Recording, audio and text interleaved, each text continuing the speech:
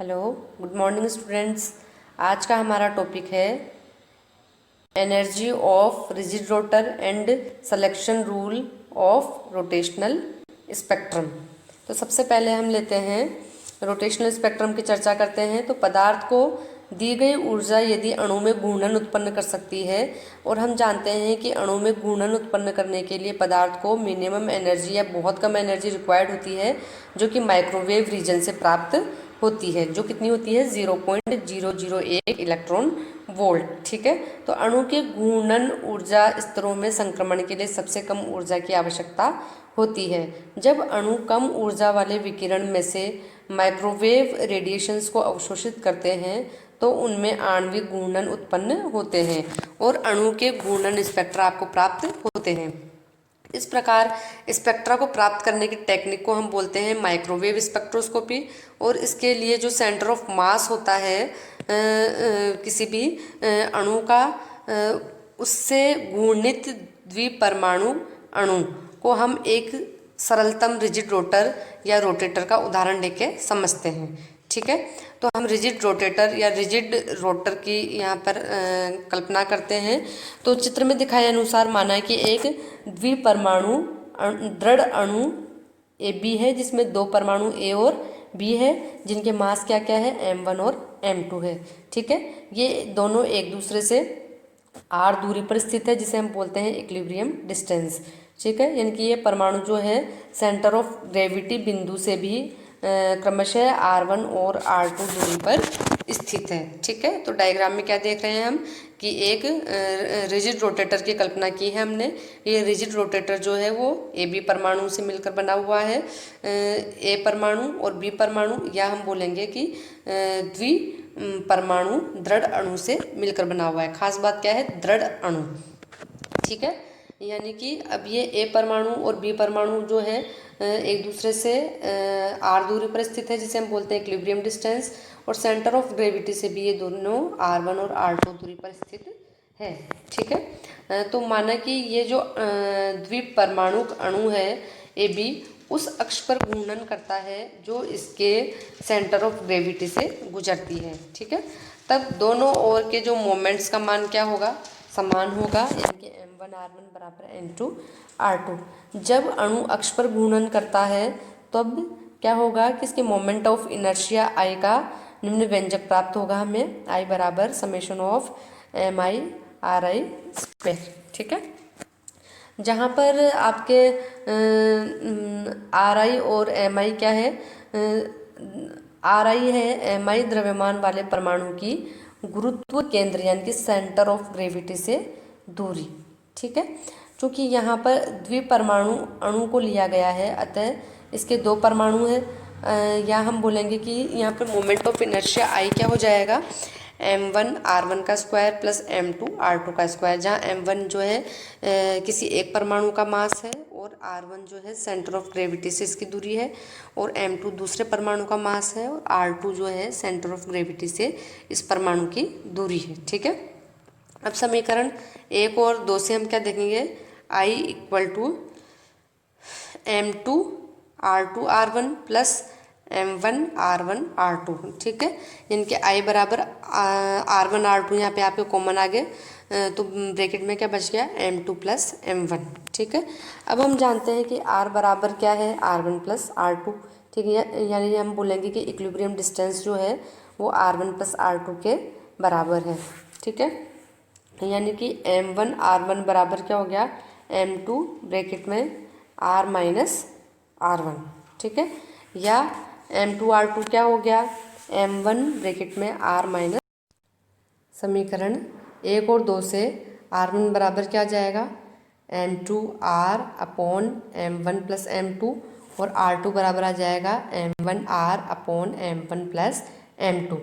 तो समीकरण 3 में r1 और r2 के मान रखेंगे, तो I बराबर क्या आ जाएगा m1 ब्रैकेट में आ जाएगा m2 r upon m1 plus m2 का स्क्वायर प्लस m2 ब्रैकेट में m1 r upon m1 plus m2 का स्क्वायर। ठीक है, इस प्रकार से I बराबर आ गया आपके m1 m2 upon m1 plus m2 गुणा r स्क्वायर, यानी कि I बराबर म्यू r स्क्वायर। तो समीकरण जो आपके 6 है उसमें मोमेंट ऑफ इनर्शिया यानी कि जो है आपके जड़त्व आघूर्ण I का संबंध परमाणविक द्रव्यमान तथा बंध लंबाई के साथ है, जहाँ पर म्यू क्या है, अणु का रिड्यूस्ड मास। यानी कि समीकरण 6 में जो अणु का जड़त्व आघूर्ण है वो द्रव्यमान और बंध लंबाई के पदों में है। ठीक है, यानी कि अणु का रिड्यूस्ड मास ज़्यादा होगा तो मोमेंट ऑफ इनर्शिया ज़्यादा होगा, और अणु जिन दो परमाणुओं से मिलकर बना है अगर उनके बीच की दूरी ज़्यादा है तो भी मोमेंट ऑफ इनर्शिया क्या होगा, ज़्यादा। तो एक घूर्णन करते हुए अणु के कोणीय संवेग के लिए एल बराबर क्या हो गया, आई ओमेगा, जहाँ पर ओमेगा क्या है, कोणीय वेग। लेकिन अणुओं के कोणीय संवेग जो है वो क्वांटीकृत होते हैं और जिन्हें हम निम्न समीकरण के द्वारा दर्शा सकते हैं। तो एल बराबर अंडर रूट में जे गुणा जे प्लस 1 एच अपॉन 2 पाई, जहाँ पर जे बराबर क्या है, 0 1 2 3। जे क्या है, रोटेशनल क्वांटम नंबर है और इसका मान जो है 0 1 2 3 हो सकता है, मतलब कि पूर्णांक वैल्यू होनी चाहिए। तो घूर्णन करने वाले जो अणु की ऊर्जा होती है वो क्या होती है, ई रोटेशनल बराबर 1/2 आई ओमेगा स्क्वायर, जहाँ ई रोटेशनल क्या है, रोटेशनल एनर्जी है, आई मोमेंट ऑफ इनर्शिया है एंड ओमेगा जो है आपके कोणीय वेग। ठीक है, या एंगुलर वेलोसिटी, यानी कि ई रोटेशनल बराबर क्या हो गया, हाफ m1 ब्रैकेट में ओमेगा r1 का square plus half m2 bracket में ओमेगा r2 का स्क्वायर। यानी कि I बराबर हम जानते हैं क्या होता है, I बराबर होता है mr स्क्वायर। तो यहाँ पर मोमेंट ऑफ इनर्शिया का मान रख दिया। ठीक है, तो यानी कि क्या आया आपके, हाफ ओमेगा स्क्वायर कॉमन आ गया, ब्रैकेट में आ गया m1 r1 का स्क्वायर प्लस m2 r2 का स्क्वायर। ठीक है, यानी कि I बराबर क्या होता है, m1 r1 का स्क्वायर प्लस m2 r2 का स्क्वायर। तो ई रोटेशनल आ गया आपके हाफ आई ओमेगा स्क्वायर। यानी कि घूर्णन करने वाले द्विपरमाणु अणु के क्वांटीकृत घूर्णन ऊर्जा को हम निम्न समीकरण द्वारा प्रदर्शित कर सकते हैं, ई रोटेशनल बराबर हाफ आई ओमेगा स्क्वायर। ठीक है, जहाँ पर हमने क्या किया, आई ओमेगा स्क्वायर अपॉन 2i, या हम बोल सकते हैं कि ऊपर नीचे हमने आई से गुणा कर दिया तो क्या आ गया, एल स्क्वायर अपॉन 2i। यानी कि ई रोटेशनल बराबर क्या आ गया, जे ब्रैकेट में J plus 1 upon 2i bracket में एच अपॉन 2 पाई का स्क्वायर, या ई रोटेशनल बराबर आ गया आपके H square upon 8 pi square I bracket में जे गुणा जे प्लस 1। तो ई रोटेशनल के स्थान पर हम ई जे भी लिख सकते हैं। तो वैल्यू क्या आई, H square upon 8 pi square I bracket में जे गुणा जे प्लस 1 जूल। तो ऊर्जा को सेंटीमीटर इनवर्स में व्यक्त करने की भी प्रथा है, अतः जूल को सेंटीमीटर इनवर्स में बदलने के लिए जूल में ऊर्जा को हम एच सी से भाग लगा देते हैं। तो ई जे बार बराबर क्या आ गया, ई जे अपॉन एच सी बराबर H upon 8 pi square I C bracket में आ जाएगा आपके जे गुणा जे प्लस 1। ठीक है, यानी कि ई जे बार जो है वो घूर्णन ऊर्जा सेंटीमीटर इनवर्स में है।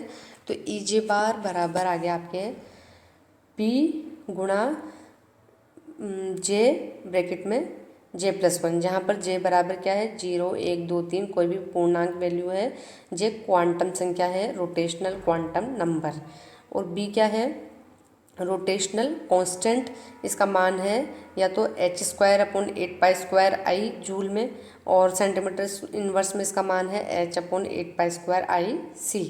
यानी कि हम कह सकते हैं कि घूर्णित द्विपरमाणु अणु के लिए ऊर्जा क्या होगी, ई जे बार बराबर होगी बी जे ब्रैकेट में जे प्लस 1 सेंटीमीटर इनवर्स, और जे बराबर 0 के लिए क्या हो जाएगा, अगर हम रोटेशनल क्वांटम नंबर जे की वैल्यू 0 रखें तब ई जे बार बराबर क्या आ गया, 0 सेंटीमीटर इनवर्स, जे बराबर 1 के लिए 2b सेंटीमीटर इनवर्स, जे बराबर 2 के लिए 6b सेंटीमीटर इनवर्स, और जे बराबर 3 के लिए 12b सेंटीमीटर इनवर्स। ठीक है, अब है आपके selection rule for rotational spectra.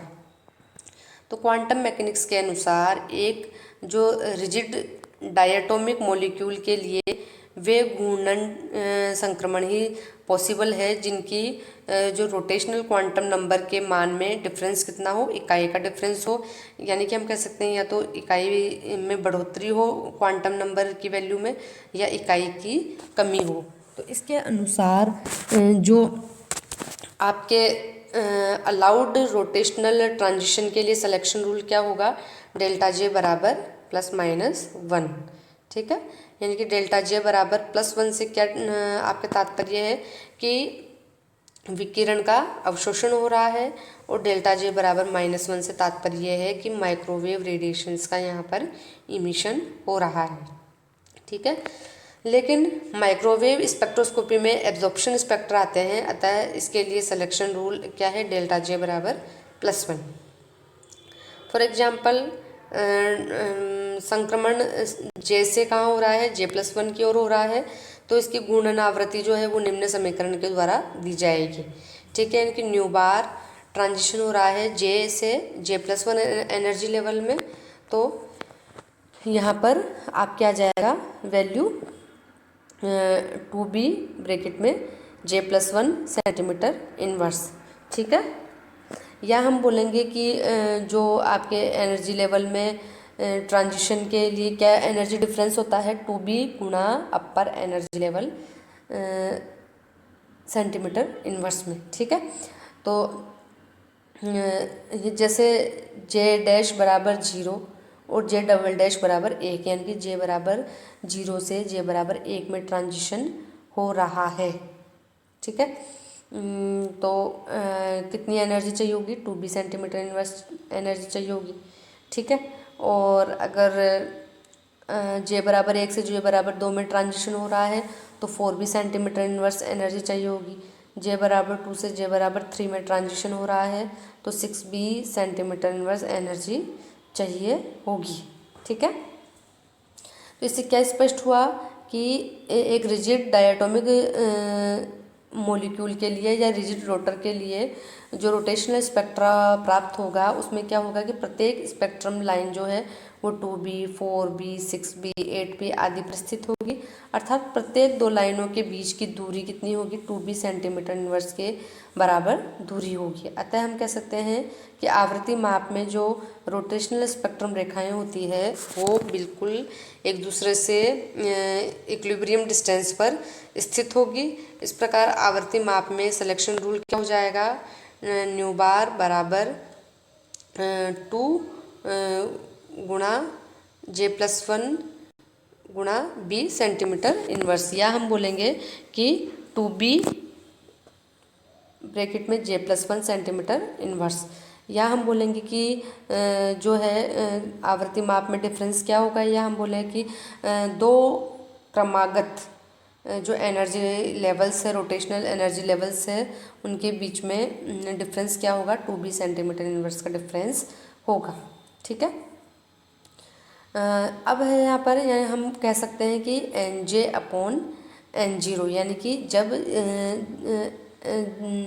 J बराबर 0 से J बराबर 1 में ट्रांजिशन हुआ है तो क्या पॉपुलेशन होगी यहाँ पर, तो वो पॉपुलेशन क्या होगी जिसे हम मैक्सवेल बोल्ट्जमान के द्वारा कैलकुलेट की गई थी, वो पॉपुलेशन है 2J+1 e⁻⁻BJhc ब्रैकेट में J+1/80।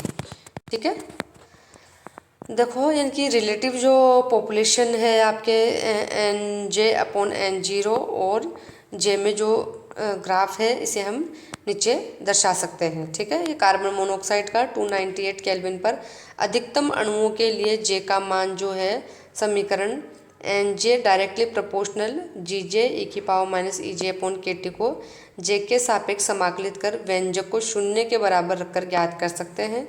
ठीक है, तो इससे प्राप्त J का मान क्या प्राप्त होगा, J बराबर प्राप्त होगा यहाँ पे आपको अंडरवुड में KT/2BHC -½ ठीक है, तो कार्बन मोनोऑक्साइड अणु के लिए 298 केल्विन पर J का मान लगभग कितना प्राप्त हुआ, 7, जहाँ पर अणुओं की संख्या अधिकतम होती है, यानी कि 7वें जो एनर्जी लेवल है वहाँ पर अणुओं की पॉपुलेशन क्या होगी, ज़्यादा।